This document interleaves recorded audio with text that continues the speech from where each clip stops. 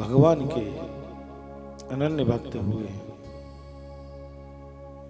इसी में एक ऐसे भक्त की भी कथा आती है जिनका नाम नरसी भगत था। महाराज नरसी भगत भगवान का बड़ा प्रिय भगत था। भगवान कन्हैया का अनन्य भक्त था।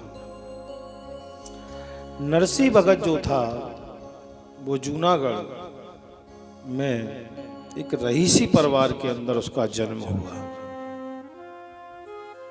जूनागढ़ में एक अच्छे धनाढ्य परिवार में उसका जन्म हुआ और उसके बड़े भाई जो थे वो पुलिस में दरोगा की पोस्ट पर वहीं लग गए।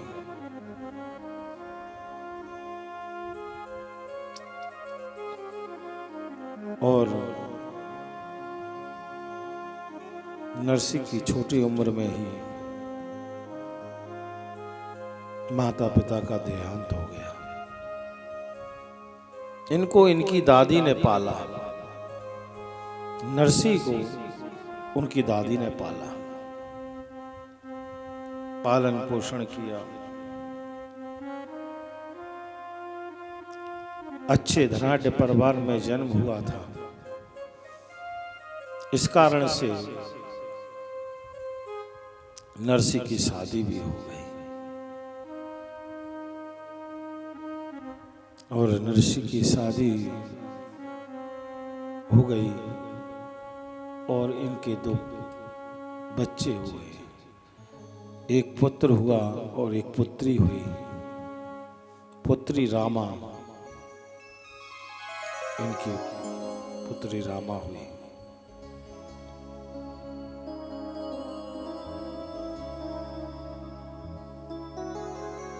और अच्छा खासा समय चल रहा था।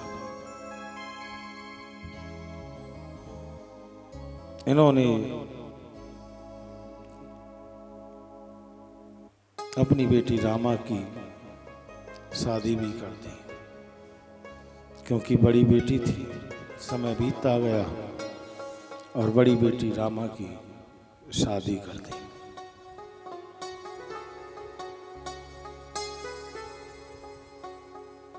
सामल नाम के एक सज्जन उनके यहाँ पर बेटी की शादी कर दी। समय बीतता गया, दादी की मृत्यु हो गई और दादी की जब मृत्यु हो गई कुछ समय बाद बड़े भाई और भाभी ने इनको घर से निकाल दिया। अच्छा, इनकी पत्नी की भी मृत्यु हो गई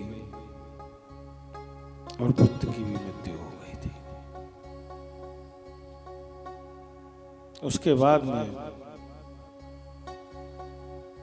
इनको इनके भाई ने और भाभी ने यातनाएं देकर के घर से निकाल दिया। अब जब घर से निकाल दिया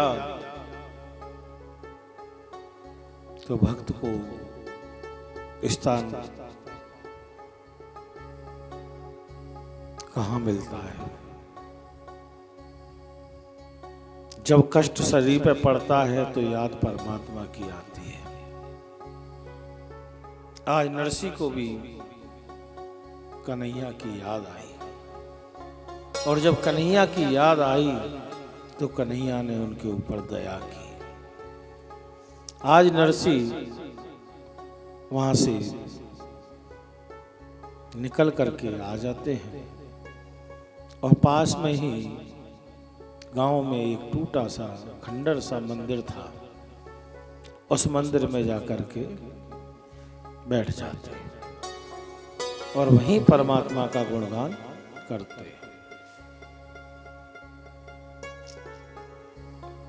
उस मंदिर में कभी कभी माताएं दर्शन के लिए आ जाया करती थी। 3-4 दिन में एक बार कोई माता आ गई तो आ गई, और उस मंदिर में जो माताएं दे जाती थी उसी को पाकर के भगवान का भजन करते थे।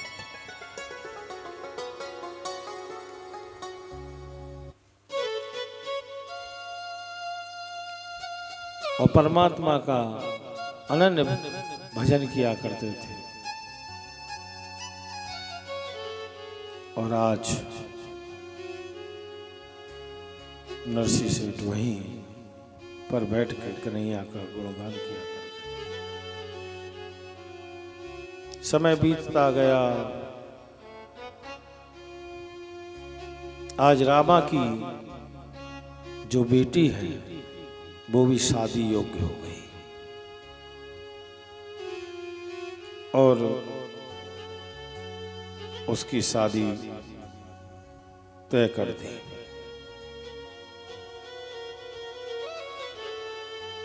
अच्छा, रामा की जो शादी की ना वो पासी के गांव सिरसा में की थी। और आज रामा की बेटी बड़ी हो गई, शादी योग्य हो गई, शादी के लिए वर देख लिया।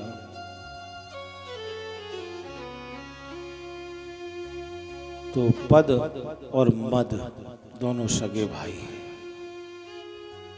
पद और मद दोनों ही सगे भाई हैं।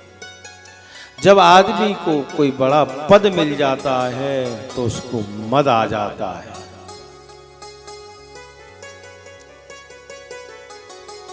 पद में अगर छोटी सी गुंडी लगा दो ना, घुंडी, तो मद हो जाता है। पद और मद सगे भाई हैं। जिसको पद मिला उसके अंदर मद आ जाता है। आज समलिया सेठ जी जो थे, सामलिया सेठ जी कहते हैं कि भाई रामा के घर पर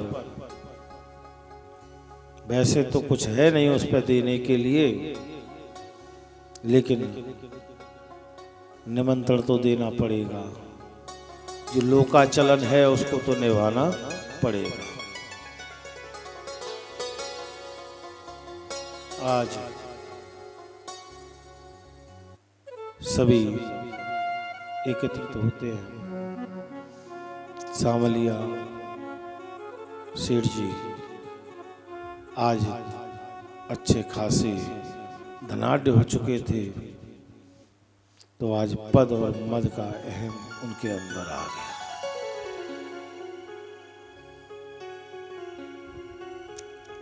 उन्होंने नाई को बुलाया, बोले एक पत्र लिखो, रामा के पिताजी को देकर आना है। आज पत्र लिखने के लिए जैसे ही सावलिया सेठ जी बैठे और ठाकुर साहब लिखने के लिए बैठे, तो आज रामा फूट फूट कर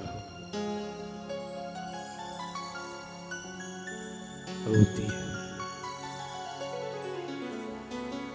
एक तरफ सांवलिया सेठ जी कह रहे हैं उस पर देने के लिए कुछ नहीं है, और एक तरफ चिट्ठी लिखवा रहे हैं। बोले इतने कुंटल मेवा, इतनी बोरे काजू के, इतने बोरे बादाम के, 5 किलो सोने की वस्तुआं, इतनी साड़ियां, अनेकों सामान लिखवा रहे हैं। आज रामा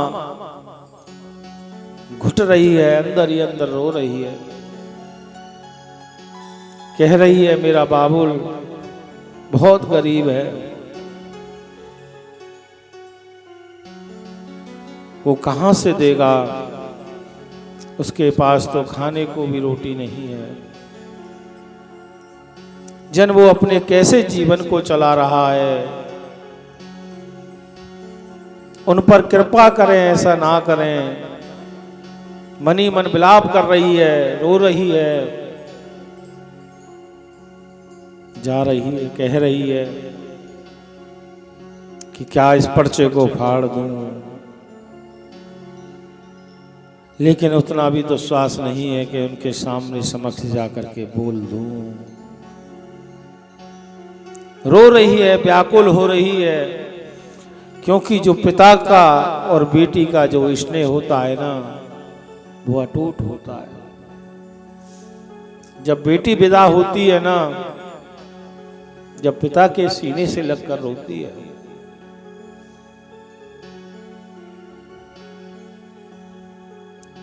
जब पिता के सीने से लग के रोती है, तो सारे गांव वाले भी रोते हैं, बाराती भी रोते हैं, क्योंकि बेटी जो होती है ना, वो माँ की तरह ध्यान रखती है।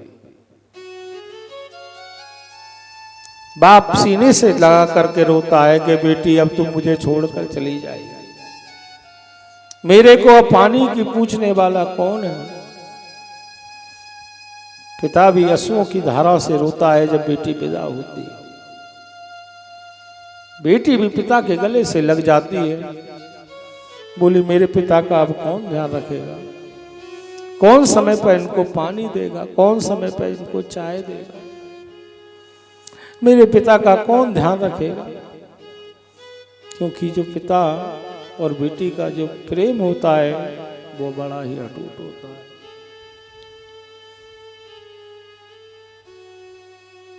जब उस करुणा समय को जब कोई देखता है ना, तो आंखों में से आंसू बहने लगते हैं।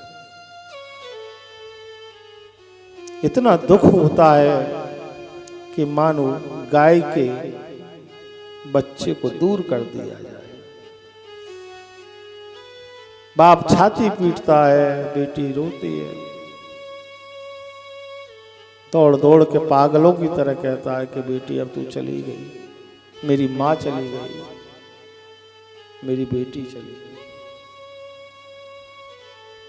तो बेटी और पिता का तो बड़ा अनन्य प्रेम होता है। आज यहाँ भी रामा विलाप कर रही है, रो रही है, अरे मेरे पिता को मत मारो, जीते जी मर जाएगा, उस पर तो कुछ है ही नहीं, वो कहां से लाएगा, इससे अच्छा तो उसको जहर दे के मार दो। मेरे पिता के साथ मैं ऐसा ना करूं। रोती है, विलाप करती है, आज उसकी सुनने वाला कोई नहीं।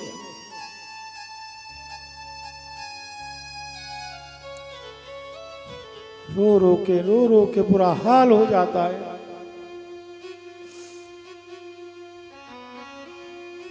लेकिन करे भी तो क्या करे, किससे कहे। कभी उजक कर देखती है,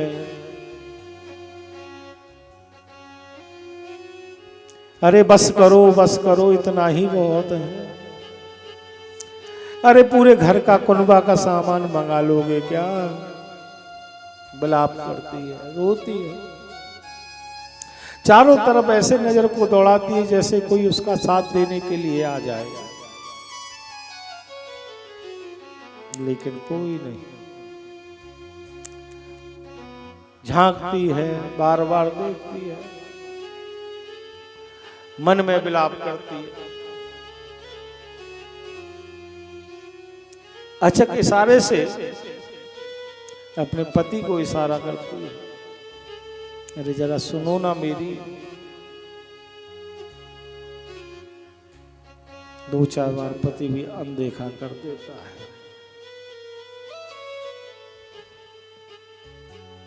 बुरी तरह विलाप कर रही है, जैसे कि मानो संसार ही उजड़ गया हो उस बेचारी का। रो रो के बुरा हाल हुआ जा रहा है।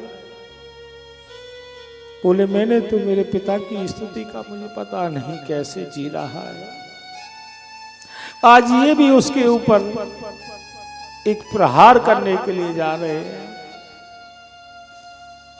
अरे वो एक बार मुझसे खाली मिलने तो आ जाता, लेकिन अब कैसे आएगा।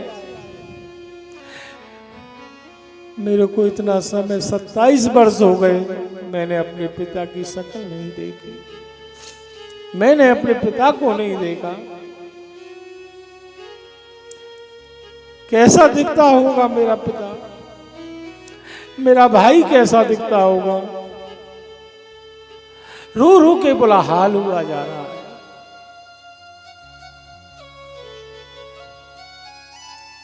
अरे यही एक समय था जो मैं पिता को देख पाती, आज वह भी इन लोगों ने मेरे से छीन लिया।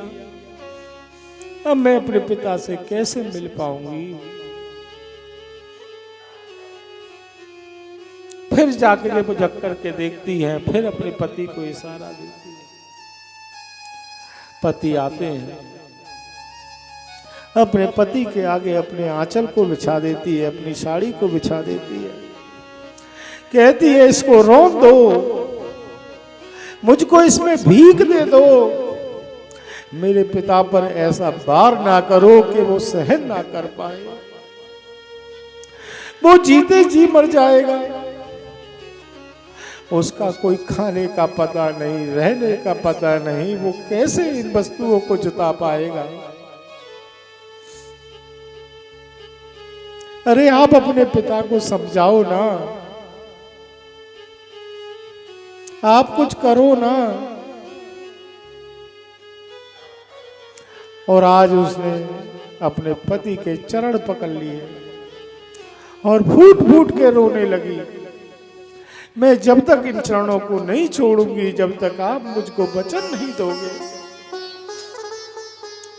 मैं इन चरणों को जब तक नहीं छोड़ूंगी, जब तक आप मुझको वचन नहीं दोगे कि आप मेरे पति को, आप मेरे पिता के प्राणों को बख्श दो, मेरे पिता के प्राणों का मुझको दान दे दो।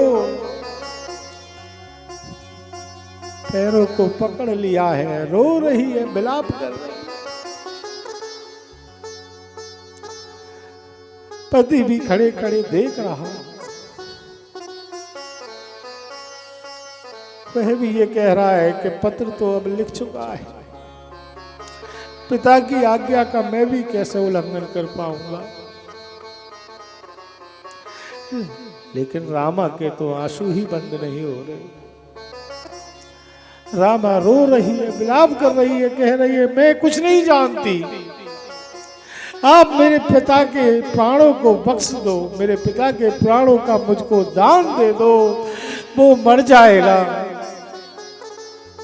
वो नहीं सहन कर पाएगा। मैं आपके बारंबार हाथ जोड़कर आपकी विनती करती हूं, मेरे पिता के प्राणों को बख्श दो।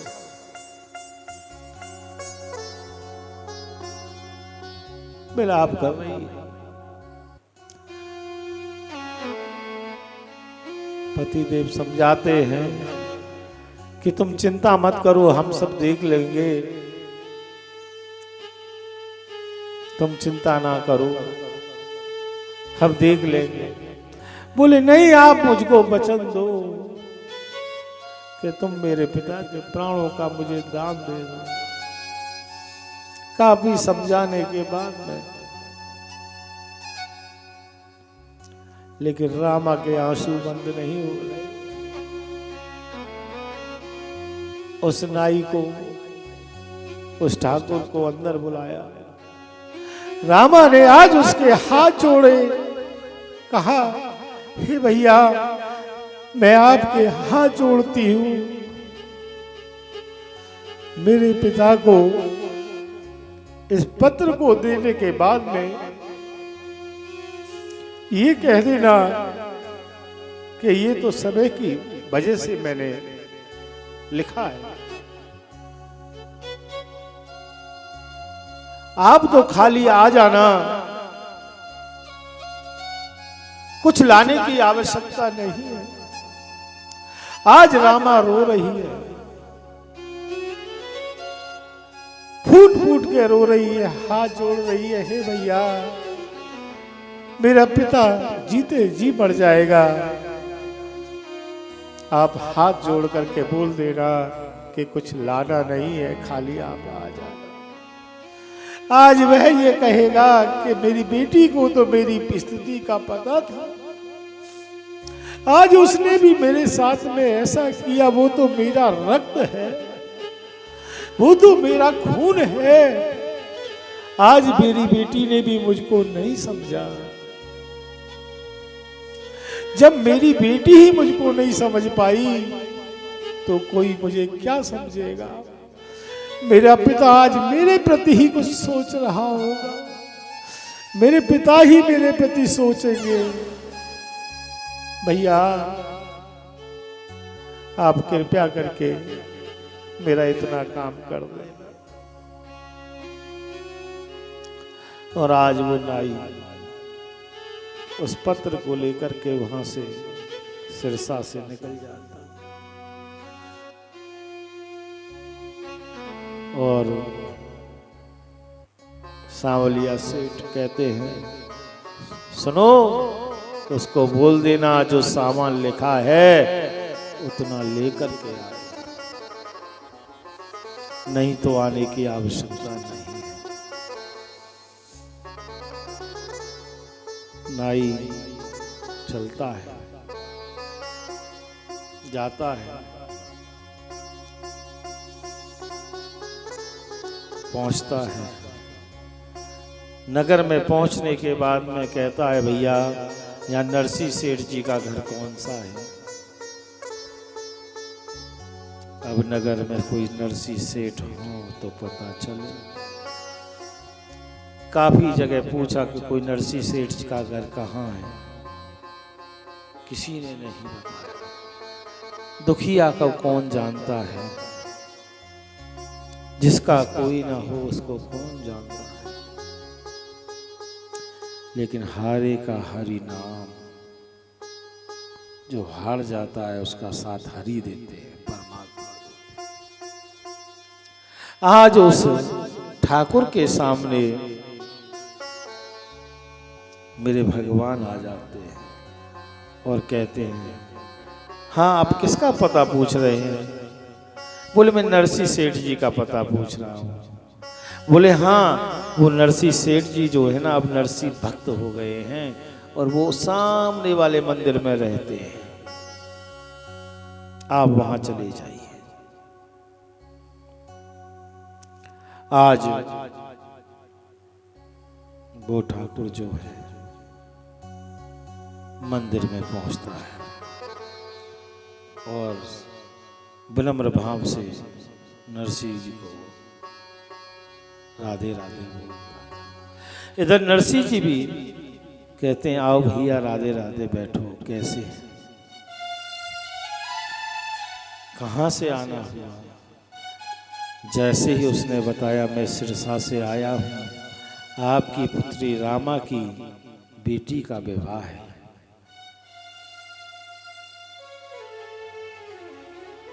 जैसे ही नरसिंह ने सुना, मानो कि पैरों के नीचे से जमीन खिसक गई हो। बोले आज 27 वर्ष के बाद में मेरी बेटी का कोई ससुराल से कोई आया है। मेरी बेटी जिसको कि मैंने तो नाम तक भूल गया, जिस बेटी को मैं दिन दिन रात रात याद करता था, आज जाकर के 27 वर्ष के बाद में उस बेटी का मुझको याद कराने के लिए कोई आया है। अब तो उसकी बेटी भी शादी के योग्य हो गई, इतनी बड़ी हो गई। मेरी रामा कैसी दिखती होगी, मेरी रामा अब कैसी लगती होगी। और नरसिंह भगत, भैया तुम बैठो, मैं पानी पिलाता हूँ। पानी पिलाते हैं। भैया आप बैठो, आप थक गए होंगे, आप आराम करो, विश्राम करो। और सुनाओ भैया, मेरी बेटी कैसी है? ठीक है ना? अच्छा, उसकी बेटी कैसी दिखती है? बड़े भाव, बहुत अधिक भाव उसका, नरसिंह भगत का। बोले भैया आप तो घर में अंदर तक जाते हैं, आपको तो मेरी बेटी कुछ कहा है उसने मेरे लिए? बोले हाँ। और आज नरसिंह भगत को वो चिट्ठी पत्र का दे देते हैं। अच्छा, नरसिंह भगत भी परमात्मा का अनन्य भक्त था। उसने उस पत्र को खोलकर ही नहीं देखा, उसने भी परमात्मा के चरणों में चढ़ा दिया कि तू जाने तेरा काम जाने, मेरा काम है तेरी भक्ति करना, तेरा काम है मेरी डोर को संभालना। आज उस नरसिंह भगत ने उसको पत्र को भी चढ़ा दिया। और नरसिंह भगत बोले भैया तुम आराम करो, मैं तुम्हारे खाने का प्रबंध करता हूं। अच्छा, आज एकादशी है, आप व्रत तो रहते होंगे ना, तो आप तो व्रत का फलाहार करेंगे ना, क्योंकि उसके पास कोई साधन ही नहीं था। वो एक टाइम तो खुद अपने पेट को भूखा रख करके रहता था। तो नरसिंह ने कहा ये भी अच्छा है कि आज एकादशी है, और बोला भैया एकादशी पे तो आप व्रत रहते हैं ना, तो मैं आपके लिए व्रत का सामग्री का प्रबंध करता हूं। नरसिंह भगत वहां से गए, एक खेत वाले से बथुआ लिया, उसके खेत में थे बथुआ तोड़ा, और बथुआ को लेकर के जिस किसान के यहाँ से वो बथुआ लिया, उसी के घर जाकर के बोले बेटी इसको बना दो, मेरे यहाँ आज अतिथि आए हैं, मेरी बेटी के यहाँ से आज अतिथि आए हैं, मैं उनको आज भगवान का भोग लगाने के बाद में उनको पाने के लिए दे दूंगा। तो वो किसान की पत्नी उसको ले लेती है बनाने के लिए। इधर परमात्मा मेरे कन्हैया, मेरे गोविंद लक्ष्मी जी से कहते हैं, विष्णु भगवान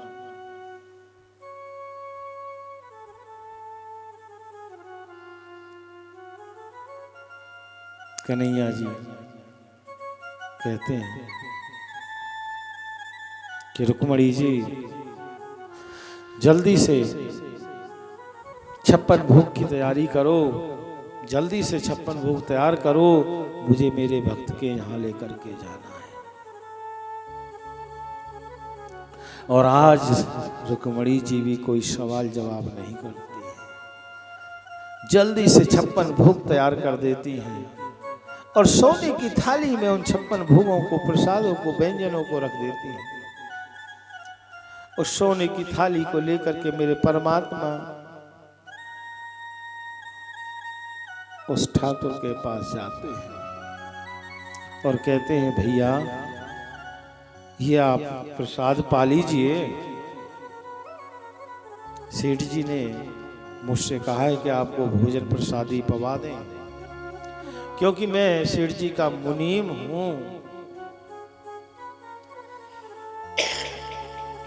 मैं सेठ जी का मुनीम हूं, उन्होंने मुझको आज्ञा दी कि मैं आपको भोजन पवा दूं। आज भगवान अपने भक्त के लिए उसकी भक्ति पर नौछावर हो गए। उसकी भक्ति को देख करके आज स्वयं परमात्मा 56 भोग का थाल लेकर के उस ठाकुर के लिए आ गए और कहने लगे कि सब्जी साहब पाइए, और पंखा लेकर के उनकी हवा करने लगे। आज परमात्मा हवा कर रहे हैं और वो भोजन प्रसादी पा रहे हैं। भोजन पाने के बाद में संतुष्ट होते हैं उनके हाथ धुलाते, उनको 100 सोने की मुद्राएं भेंट करते हैं। बोले भैया हमारे सेठ जी पैसे को छूते नहीं हैं, हाथ नहीं लगाते हैं, इसलिए उन्होंने मुझसे कह दिया था कि आपको दक्षिणा मैं ही दे दूं, तो ये आप स्वीकार करें। और वो ठाकुर दक्षिणा स्वीकार करता है। मेरे कन्हैया मेरे गोविंद कहते हैं, अगर आप बुरा ना माने तो हम वल्लभ कुल की सेवा करते हैं, तो ये थाली एक बार हमारे भंडार से बाहर चली जाती है तो उसको हम वापस रसोई में नहीं रखते हैं। अगर आपको बुरा ना लगे तो आप ये थाली भी अपने साथ ले जाएं। अब स्वर्ण जड़ित थाली किसको ना अच्छी लगे, वो तो स्वर्ण की थाली, उसमें हीरे जवाहरात जड़े हुए हैं। वो नाई तो बड़ा प्रसन्न हुआ और उसने झट से वो थाली अपने झोले में रख ली। परमात्मा भी बड़े प्रसन्न हुए और वह अपना आराम से बोले अब मैं थोड़ी देर विश्राम कर लूं, और वह ठाकुर विश्राम के लिए लेट जाता है। परमात्मा वहां से अपने धाम को आ जाते हैं। और इधर नरसिंह जी उस बथुआ को बनवा करके लेके आते हैं, ठाकुर जी का भोग लगाते हैं और उस ठाकुर को जगाते हैं, भैया भैया लो प्रसाद पालो। अब वो तो पहले ही इतना फुल था, पेट में जगह ही नहीं बची थी, तो अब वो कैसे पाए। तो वो बोला नहीं नहीं मैंने अभी बहुत पा लिया, अब मेरे सामर्थ्य नहीं है। अरे भैया थोड़ा सा पालो।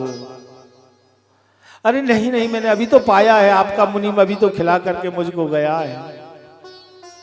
हाय, जैसे ही नरसिंह ने ये सुना कि अभी तो आपका मुनीम मुझको खिला करके गया है,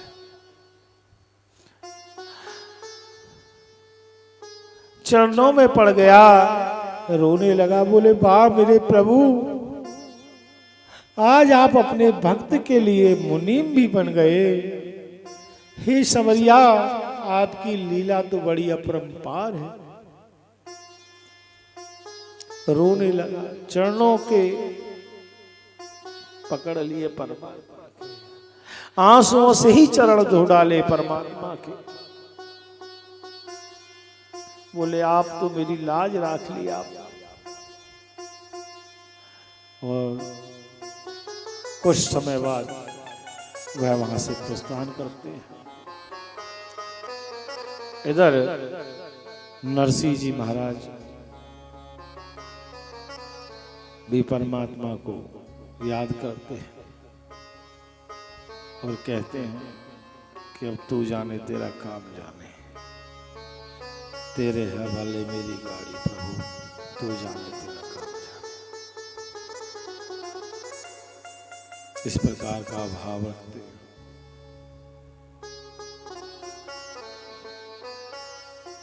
अब समय नजदीक आ गया। बोले चलो रामा के यहाँ भी जाना है। बोले अब कैसे जाएं? बोले कैसे जाएं? तो आज नरसिंह भगत जो है एक किसान के यहाँ जाता है। बोले भैया मुझे तेरी गाड़ी दे दे और अपने बैल दे दे, मुझे मेरी बेटी के यहाँ जाना है। आज टूटी सी तो गाड़ी है, उसमें कई पट्टे नहीं हैं, बैल भी ऐसे हैं कि मारो कि वो चल भी पाएंगे या नहीं। किसान कहता है भैया नरसिंह ये तो गाड़ी राम भरोसे है। बोले तो मैं भी तो राम के ही भरोसे हूँ भैया, मैं भी तो उस कन्हैया के ही भरोसे हूँ, वो अपना गाड़ी पाल लगा देगा। बोले अच्छा, तो बोले नरसी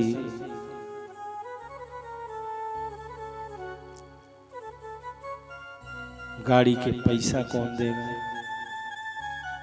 बोले भैया जो गाड़ी करेगा वो पैसा देगा। बोले गाड़ी कौन करेगा? बोले भैया जो पैसा देगा वो गाड़ी करेगा। बोले पैसा देगा वो गाड़ी करेगा। तो बोले पैसा कौन देगा? जो बोले गाड़ी करेगा वो देगा। बोले ठीक है, इसका मतलब तू कुछ नहीं देगा, चल ले जा। और आज गाड़ी दे देता है।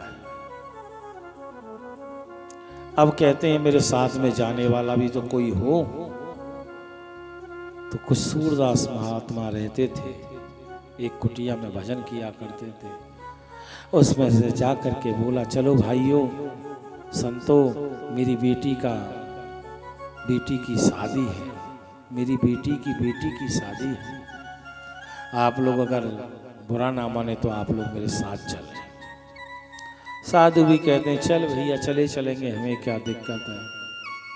4-5 साधु भैया गाड़ी में बैठ जाते हैं नरसी के साथ में,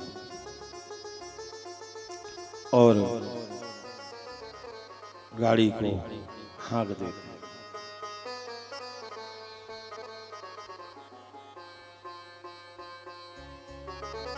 बोले चलो भैया, और हरि नाम संकीर्तन करते हुए गाड़ी को हाँक दिया।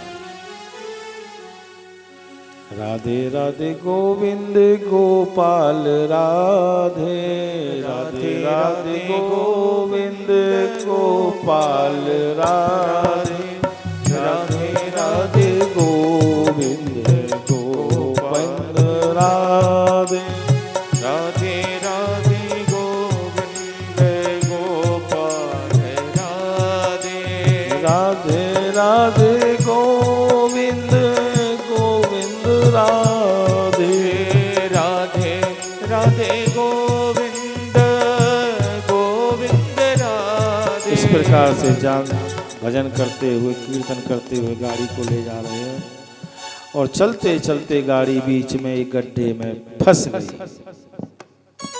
और बैल जो थे वो भी बैठ गए। गाड़ी भी फंस गई और बैल भी बैठ गए। अब खूब नरसी भगत बैलों को उठाए, लेकिन बैल टच से मच ना हो, वो तो बिल्कुल बैठ गए। उनके शरीर में तो जान पहले से ही नहीं थी। नरसी बोले भैया अच्छे फंसे। बोले जिसने फंसाई है वो निकालेगा भी। आज कन्हैया को याद करते हैं। बोले कन्हैया तेरी मर्जी है, फंसे हुए को तो तू ही निकालता है। उधर एक भगवान जो है, कन्हैया जो है, एक लकड़हारे का भेष बना करके आ जाते हैं और कहते हैं अरे भैया क्या हो गया? बोले भैया ये मेरी गाड़ी फंस गई है। बोले आप क्या कार्य करते हो? बोले मैं तो लकड़ी का काम करता हूँ। अरे तो भैया इस गाड़ी का पहिया देखो क्या हो गया, इसको जरा ठीक कर दो। मेरे नारायण मेरे गोविंद आज बढ़ी बन करके, लकड़ी का कार्य करने वाले बन करके उसकी गाड़ी को संभाल देते हैं, और जिसकी गाड़ी को परमात्मा संभाल दे उस गाड़ी का तो कभी कुछ बिगड़ ही नहीं सकता है। और गाड़ी को संभालने के बाद में उन बैलों की तरफ देखते हैं तो उनके अंदर भी चेतना आ जाती है और झट से वो बैल खड़े हो जाते हैं।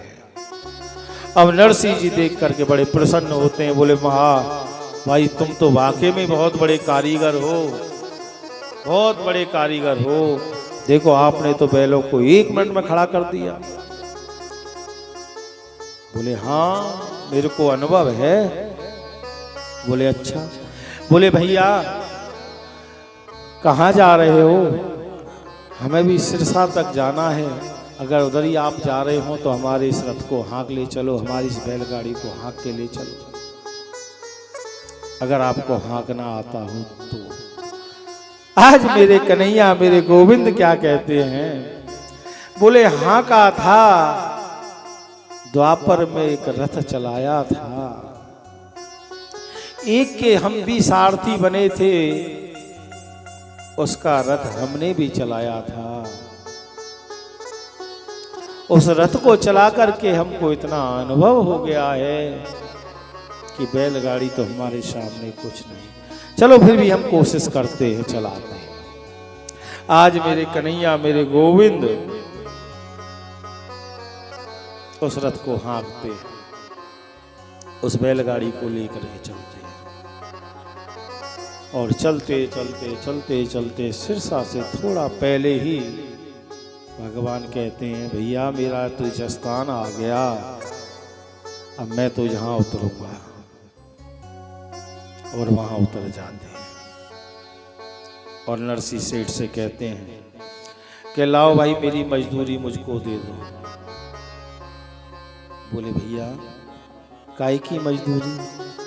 बोले मैंने तुम्हारी गाड़ी सही करी, तुम्हारे बैल देखे मैंने, फिर मैं तुम्हारी गाड़ी हाँक के लाया हूँ, तो मुझे मजदूरी दे दो। बोले भैया हम पे तो कछु ना है, हम तो बाबा जी हैं। बोले बाबा जी हो तो मैं अपने बालक को बाबा जी बना दूँ? उनको तो खावे को चाहिए बाबा, ऐसे काम ना चलेगा, पैसा देला तो देना पड़ेगा। बोले भैया हम पे पैसा देला ना, कछु और ले सको का तुम? बदले में कुछ और ले सकते हो? बोले कहाँ दोगे? बोले हम आपको एक भजन सुना दें तो, परमात्मा का एक भजन आपको सुना दें तो? बोले हाँ चलो ठीक है, अब भोजन तो तुम न कराओगे ना, कछु खावे पीवे को तो तुम दोगे ना, चलो एक भजन ही सुना दो, कछु ना है तो भजन से ही काम चल जाएगा। और आज कन्हैया जो गाड़ी सही करने वाले बने हैं, उनको आज नरसी भगत अपने साधु संतों की मंडली के द्वारा सबने अपनी ढोलक बाजे निकाल लिए और उन्होंने बड़े प्यार से भजन गाने लगे। बड़े भक्तों के, जो भक्त होते हैं बड़े अनन्य होते हैं। बोले भक्तों के दीन दयाल हो, भजो राधे गोविंदा, दीनन के नाथ दयाल हो, भजो राधे गोविंदा, दीनन के नाथ दयाल हो, भजो राधे गोविंदा, मुरली मनोहर घन श्याम हो, भजो राधे गोविंदा, मुरली मनोहर घन श्याम हो, भजो राधे गोविंदा, राधे गोविंदा भजो राधे गोविंदा, राधे गोविंदा भजो राधे गोविंदा, ओ दीनों के नाथ दयाल हो, भजो राधे गोविंदा, ओ दीनन के नाथ दयाल हो, भजो राधे गोविंदा।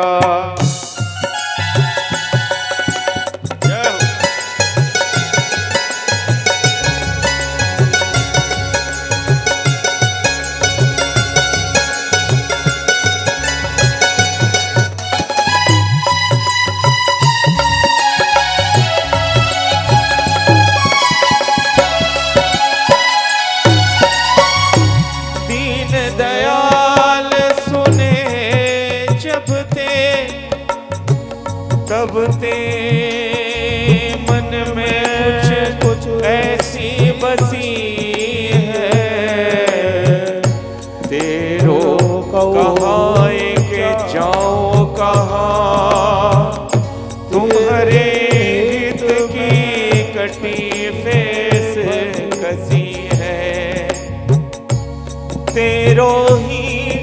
आसरो एक मरुक नहीं प्रभु सो को दूजो जसी है। ये हो मुरली पुकारी कहो अब मेरी हंसी में नहीं तेरी हंसी है। अब मेरी हंसी नहीं तेरी हंसी। हाँ राधे गोविंदा भजो राधे गोविंदा राधे गोविंदा भजो राधे गोविंदा। तीनों के नाथ दयाल हो भजो राधे गोविंदा।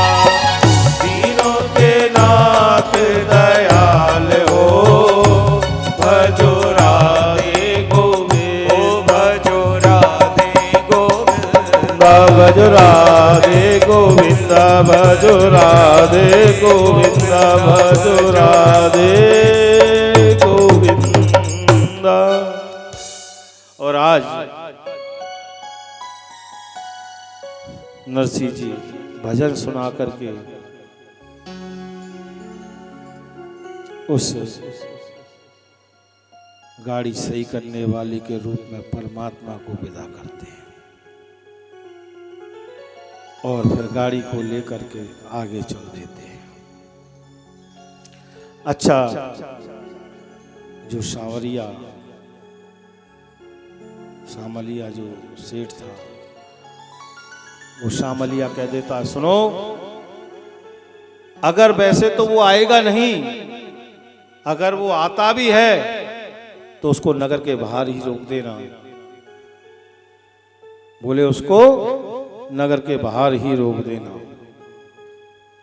उसको अंदर तक नहीं लाना, क्योंकि वो अगर यहां आएगा तो मेरा बड़ा ही अपमान होगा। और उसको ला करके जो मेरी बाहर वाली गौशाला जो है ना, जिसमें बुड्ढी गाय रहती हैं, पिंजला कोट गौशाला जो है मेरी, वहां पर उनको रुका देना और रात होते ही उनको वहां से विदा कर देना। उनको रात को ही वहां से विदा कर देना, कोई देख ना पाए। इस प्रकार का वो अपने सेवकों को आदेश दे देते हैं और सेवक जाकर के जैसे ही नरसिंह जी अंदर प्रवेश करते हैं तो उनको रोक लेते हैं और कहते हैं, आपका प्रबंध जो है वो गौशाला में पास में ही किया है। आज पिंजला कोट गौशाला में नरसिंह जी को ले जाया जाता है, जिसमें कि जो बुड्ढी गाय रहती थी। ओह, आज नरसिंह जी बड़े प्रसन्न हुए, बोले देखो देखो मेरे समधी साहब कितने अच्छे हैं, कितने बढ़िया हैं। क्योंकि संतों के लिए तो रहने के लिए या तो धर्मशाला हो या गौशाला हो। देखो वो कितने अच्छे अच्छे विचार के हैं, उन्होंने हमारे लिए देखो गौशाला में प्रबंध किया है। उधर बड़ी बदबू आ रही थी गोबर की। संत बेचारे सूरदास थे, उनको दिखाई तो कुछ देता नहीं था। जैसे ही बेचारे आगे बढ़े, उस गोबर पे जाकर के उनका पैर पड़ा और वो फिसल गए और पूरी गौशाला में चौका भी लग गया। पूरी गौशाला में चौका लग गया और सब ने अपने आसन लगा लिए और वहीं प्रभु का गुणगान करने लगे। और आज उस गौशाला में अपना भगवान का भजन करने लगे। इधर विलाप करती रामा, जब उसको पता चला कि उनको तो मेरे पिता को रात में ही वापस भगाने का प्लान कर लिया है, तो वो अपने पिता से मिलने के लिए व्याकुल होकर के वहां से आज चुपके से निकल आई और उस गौशाला में अपने पिता को ढूंढने लगी। उसने 27 वर्षों से अपने पिता को नहीं देखा था, तो वो आज अपने पिता को नहीं पहचान पाए नहीं। लेकिन पिता ने अपनी आंखों से उसको रामा को देखा तो पहचान लिया। बोले बेटी रामा, और जैसे ही रामा ने आवाज सुनी और पिता को देखा, उसने जा करके जेठ बन गया, पिताजी आप कैसे हैं? आज जैसे कि गाय और बछड़ा का जो मिलन होता है, आज उस प्रकार से बाप बेटी का मिलन हो रहा है। बेटी चीट भर भर के रो रही है, पिताजी आपने तो 27 वर्ष तक मेरी खबर भी नहीं ली कि मैं मर गई या जिंदा। पिताजी मेरा भाई कैसा है? मेरा भाई नहीं आया क्या? मेरी माँ कैसी है? मेरी माँ को मेरी कभी याद नहीं आई, मेरे भाई को कभी मेरी याद नहीं आई। रो रो के विलाप करती, पिता भी रोता है। आज उसके पुत्र को मरे हुए तो कम से कम 20 वर्ष हो चुके थे, लेकिन फिर भी कह रहा है कि हाँ बेटी, तेरा भाई अभी कुछ काम से गया हुआ है, वो आएगा आएगा। पिताजी माताजी बिल्कुल ठीक है ना? माँ को भी मरे हुए बहुत समय हो गया। वो भी कहते हाँ माँ भी बिल्कुल ठीक है, ठीक है। उसने कहा है मेरी बेटी को आशीर्वाद दे। रो रो के बुरा हाल हो रहा है। इधर रामा बुरी तरह रो रही है, इधर नरसिंह भगत भी बहुत जेठ भर भर के रो रहे हैं, फूट फूट के रो रहे हैं, जैसे मानो कि अपनी मां के गले लग करके रो रहे हो। बेटी मैं बड़ा अभागी हूं जो तेरे को ना देख पाया। पिताजी आप एक काम करो, आज रात में ही यहां से वापस चले जाओ। समझाते, लेकिन नरसिंह कहते हैं जो परमात्मा करेगा बेटी अच्छा करेगा, तू जा। अब वो रामा जो है अपने महलों में वापस आ जाती है। तो आज जितने वहां पर सास हुआ करती हैं ना, जो सांस ना लेने देने वाली जितनी सास होती हैं, आज रामा को खूब खड़ी खोटी सुनाती हैं, क्योंकि उन्होंने आकर के सेवकों ने बता दिया कि वो तो 4-5 साधु जो भी वो भी अंधे हैं और खाली गाड़ी वो भी टूटी हुई से आया है, उसके पास तो कुछ भी नहीं है। तो आज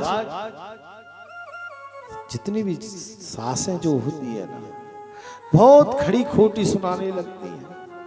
अरे तू कैसी है, तू तो नकटी है, तूने तो ऐसा कर दिया, तू तो ऐसी है, तू तो तेरा खानदान बुरा है, तेरा बाप तो कंगला है, भिखारी है, कहां से आ गया है, उसको शर्म नहीं आती, उसको मर जाना चाहिए। आज रामा को सुना सुना रामा दुखी है, रो रही है, विलाप कर रही है, और वो उसके ऊपर चढ़ी जा रही है, उसको सांस तक नहीं ले दे रही। बोले तूने तो हमारी जिंदगी बर्बाद कर दी, हम तो कहीं मुंह दिखाने के लायक नहीं छोड़े। इस तरीके का सब कहती है। तो फिर बोले बड़ी, बोले उसको बोलो अभी रात में ही यहां से निकल जाए, नहीं तो हमारी बहुत बदनामी होगी। रामा बेचारी सबकी सुनती रहती है, रोती रहती है, सबकी सुनती रहती है। बेटी चेट भर के रामा की रो रही है, प्यार ये क्या हो रहा है, इससे अच्छा तो तुम मेरी शादी ना करती माँ। ये लोग आपको किस तरीके से सुना रहे हैं माँ। रामा की बेटी भी आज रो रही है, बेटी की जेठ भर के मां रो रही है कि बेटी मैं बड़ी अभागी हूं। बेटी मैं बड़ी अभागी हूँ। आज 27 वर्ष के बाद पिता से मिलन हो रहा है, वो भी इस रूप में हो रहा है। मैं आज बड़ी अभागी हूँ, मैं कुछ नहीं कर पा रही हूँ। बुरी तरह से दोनों माँ बेटी विलाप कर रही है और वो लोग उसके ऊपर ताना कसे। जैसे तैसे समय कटता है। आज उधर नरसिंह जी भगवान से आस लगाते हैं, हे मुरली वाले मेरी लाज रख ले, मेरी बेटी की लाज रख ले, वह जीते जी मर जाएगी। हे मुरली वाले कैसे भी करके मेरी बेटी की लाज रख ले, वो मेरी नहीं वो तेरी है। अगर तू बचाए तो अपनी मेरी अपनी बेटी की लाज बचा ले, नहीं तो वो मर जाएगी। आज इधर नरसिंह जी विलाप कर रहे हैं, उधर रामा विलाप कर रही है।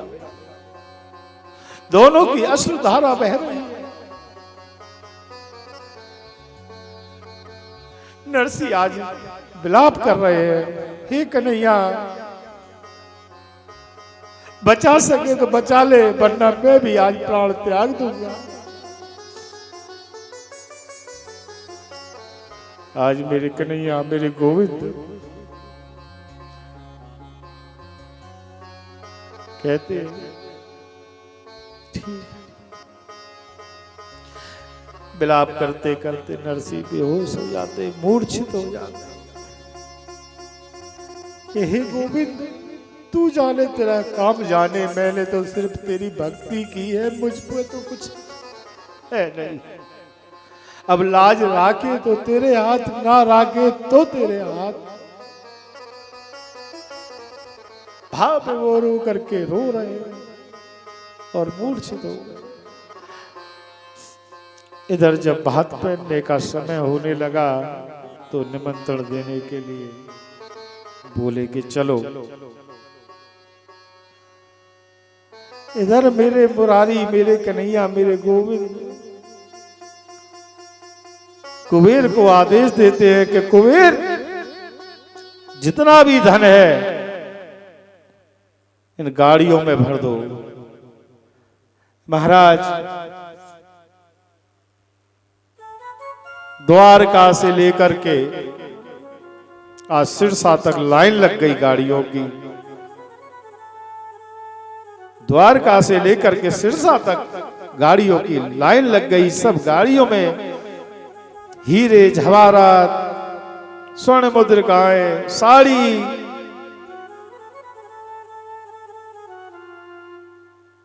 काजू किशमिश बादाम अखरोट मेवाएं भरी हुई गाड़ियां लदी हुई मेरे परमात्मा लेकर के आ जाते हैं। तो रुक्मणी जी कहती हैं, हे कन्हैया कहाँ जा रहे हो? बोले मुझको अपनी बहन का भात बनने जा रहा, मेरे भगत की बेटी का भात बनने जा रहा हूं। बोले कन्हैया हम भी तुम्हारे साथ चलेंगे। बोले क्यों? बोले तुमको क्या आता है कि भात कैसे दिया जाता है? बोले भात कैसे दिया जाता है आपको क्या पता है? बोले हाँ हाँ भर देंगे हम। बोले नहीं, तुमने एक भी शादी तो ढंग से नहीं की, सब भगा के लाए हो, तुमको क्या पता भात कैसे भरा जाता है? हमारे भाई की शादी हुई थी, हमको पता है भात कैसे दिया जाता है। हम तुम्हारे साथ चलेंगे, तुम पुरुषों को पहनाना, हम स्त्रियों को पहनाएंगे। और फिर तुम्हारा हमको डर भी लगता है, तुम जब भी कोई जाते हो ना तो तुम औरतों को मोहित कर लेते हो, फिर एक आध साथ में ले आते हो, हम अकेला नहीं छोड़ेंगे। क्या पता तुम वहां से भी एक आध और ले आओ। तो आज रुक्मणी जी भी साथ चल देती है। मेरे प्रभु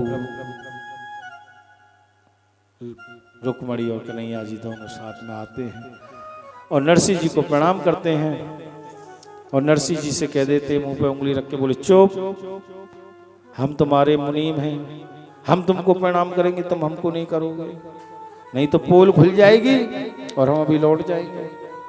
आज भगवान कन्हैया देखो, और इस हिसाब से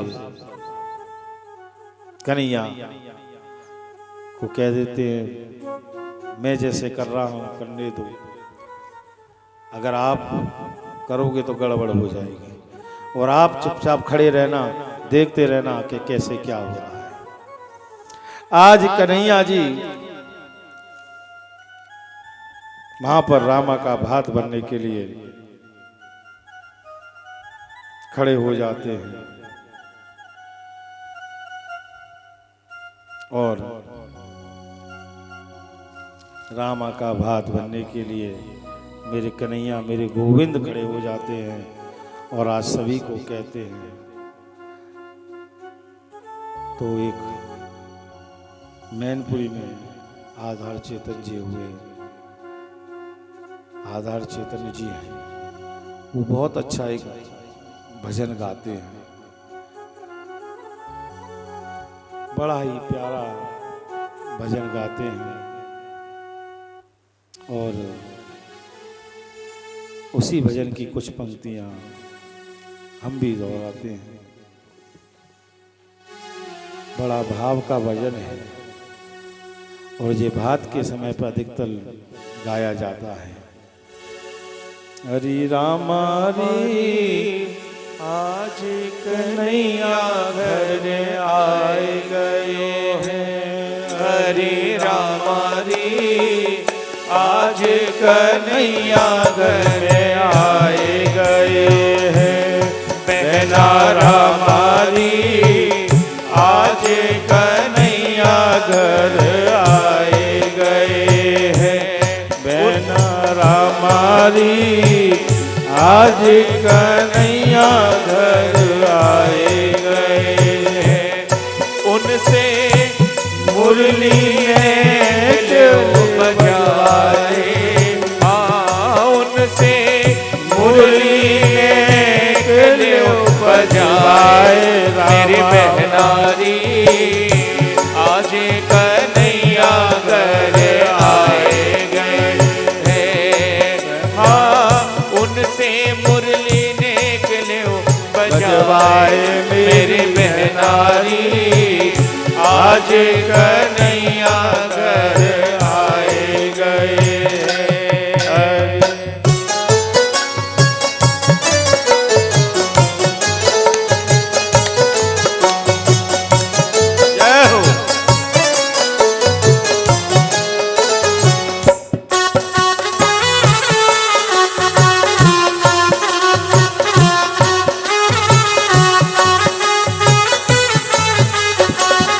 एक बड़ी जो थी ना, एक माँ बड़ी तेज थी, उसने देखा कि ये तो पीतम्बर दिख रहा है, ना हो ये तो कन्हैया ही है, ये तो कान्हा ही है, ये तो स्वयं भाई नहीं, ये तो सबका बाप है। आज तो बाप ही भात बनने के लिए आ गया है। हरि रामारी आज कन्हैया घर में आए गयो रे, आज मुरलिया वालो आए गयो रे। इनके मुरली के लिए बजवाए मेरी बहनारी आज कन्हैया घर आए गयो है। इनके कानों में कुंडल सोए रहे, इनके कानों में कुंडल सोए रहे, और गल पे जलती माल मेरी बहनारी आज कन्हैया घर आए गए हैं। और गल में जलती माल मेरी बहनारी आज कन्हैया घर आए गए हैं। ओ मेरी बहनारी आज कन्हैया घर आए गए हैं। इनसे मुरली ने बजवाए मेरी बहनारी आज कन्हैया घर आए गए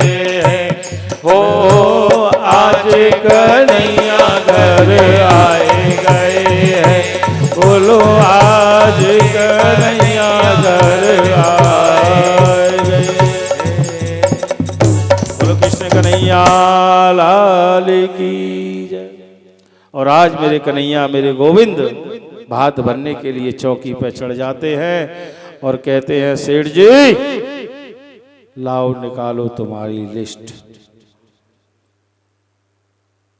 आज उन रथों को देख करके सेठ जी के तो जैसे मानो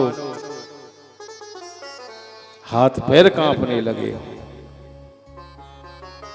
और आज सेठ जी सोच में पड़ गए। बोले क्या कहा? बोले नहीं नहीं आप ऐसे ही दे दो। बोले नहीं नहीं लिस्ट निकालो। और लिस्ट निकलवा ली और बोले पढ़ो। बोले 1 बोरा बादाम का। बोले 4 बोरा बादाम के दो। बोले 5 बोरा काजू के। बोले 15 बोरा काजू के दो। आज परमात्मा ने जो उसमें लिखा था सामान में, बोले सास का हार, बोले नंद का हार और दौरानी का हार और सबके बिछुआ सबके पाजेब, बोले सबको 10-10 जोड़ी दे दो। आज मेरे परमात्मा ने सबको 10-10 जोड़ी आभूषण दे दिए। बोले एक को साड़ी 2-2 साड़ियां। बोले दे दो सबको 15-15 20-20 साड़ियां। सोने की असरफियां बंटवा दी, सोने की मुद्राएं बंटवा दी, हीरे जवाहरात बिकवा दिए। और मेरे परमात्मा ने सबको खूब दिया। अरे जिसको देने वाला स्वयं परमात्मा हो तो उसको क्या किसी को कमी रहेगी। आज रामा जो फूट फूट के रो रही थी, आज वो खुशी के आंसू से रोती है। कन्हैया की जेठ भर लेती है, कहती है मेरे भैया मेरी लाज रात की आज थी, इतने दिनों से कहां था मेरा भैया। और आज रामा फूट फूट के खुशी के आंसुओं से रो रही है। कहते हैं जब परमात्मा देने पे आता है तो छप्पर फाड़ के देता है, और जब लेने पे आता है तो चमड़ी उधेड़ कर लेता है। आज मेरे परमात्मा ने स्वयं अपने हजारों हाथों से रामा का भात भर दिया, और भात भर भर के उन्होंने सबको खूब दिया। और सबसे पूछा अब कोई रह तो नहीं गया? बोले अब कोई शेष तो नहीं रह गया। बोले कोई नहीं रह गया। और बोले अब आ जाओ समधी साहब। नरसी के द्वारा आज सामलिया को नवजड़ित सौल, जो उसके अंदर हीरे पन्ना जवाहरात मोती मणि लगी हुई जो दुशाला थी, आज उड़वा दी। और आज सबका किया। उसके बाद में परमात्मा बोले भाई अब हम चलते हैं। बोले जलपान कुछ भोजन प्रसादी करके जाना, आज रुको। बोले नहीं हम बहन के यहाँ का नहीं खाते हैं, हम बेटी के घर का नहीं खाते हैं, अब हम तो प्रस्थान करेंगे। और कन्हैया वहां से चल देते हैं। तो वहां पर एक जो कपड़ा धोने वाली माँ जो धोबन होती थी वो रह गई। अब वो कहती है कन्हैया कछु हो तो हमें भी दे दे, कन्हैया कछु हो तो हमें भी दे दे, हम रह गए हैं। भगवान ने कह दिया बोले जो कोई रह गया हो वो आराम से लेते रहना। आज पूरी रात यहाँ हुंडियां बरसेंगी। और मेरे प्रभु ने हुंडियां बरसा दी। बोलो कृष्ण कन्हैया लाल की जय, बोलो वहां के बिहारी लाल की जय। जिस प्रकार परमात्मा ने रामा का भात भरा, इसी प्रकार परमात्मा आप सबकी भी झोली भर देगा। जय जय।